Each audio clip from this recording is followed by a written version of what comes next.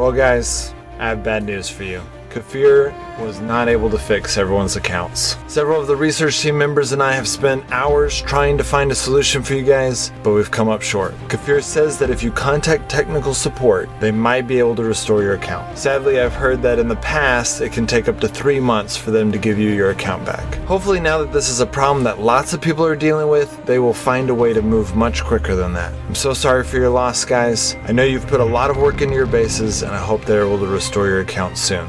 One thing that might make this process go a little quicker is if you go to your account and then click settings and then click on your server here at the bottom in the left corner. When you do, your Last Day on Earth ID will pop up. This is a unique ID that is attached only to your account. I've blurred mine out just in case some hacker might be able to mess with my account or something if they saw it. My suggestion is to write down this ID and add it in your request for help when you contact technical support. After that, you just have to wait. If you watched my video that I posted 2 months ago on how to save your data and you did that, I recommend restoring your data with that file even if it's a month old. Because if Kefir isn't able to restore your account, then at least you have something. And if they do, it will overwrite it anyways. If you haven't backed up your data, please do that now. It only takes 45 seconds. I am now saving my data every week. We don't know whether or not this is going to happen again. And it seems like leaking our accounts to Google doesn't necessarily make it safe. We are beta testers for this game. We might just have to fend for ourselves.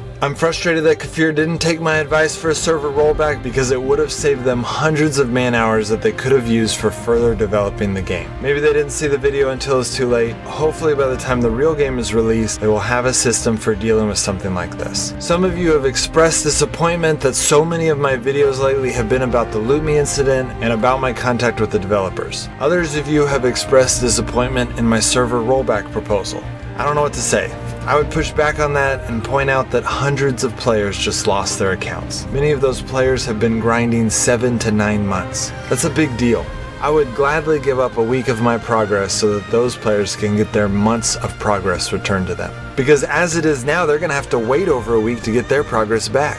If this experience was the final straw that made you quit the game, I totally understand. I still recommend that you contact technical support to try to get your account restored so that you will have your progress when multiplayer is released. In my contact with the Kefir, it seems like they're leaning more and more to not resetting everyone's progress when the game is released. Personally, I'm surprised by this, but I obviously benefit greatly from them not doing a reset. I also recommend that you follow them on Facebook or find a good YouTuber that covers details about this game so that when multiplayer is released, you still have a competitive edge. If you're in the market for games, I didn't communicate this very clearly to you guys when I made it, but the video I recently made about Rules of Survival was not some random video I did for other people that play that game. I actually designed that video for you guys who play Last Day on Earth as my very first game recommendation. I was not sponsored by anyone to make it. I personally am enjoying that game as a game that I find complements Last Day on Earth. It has everything that Last Day on Earth doesn't, like multiplayer, suspense,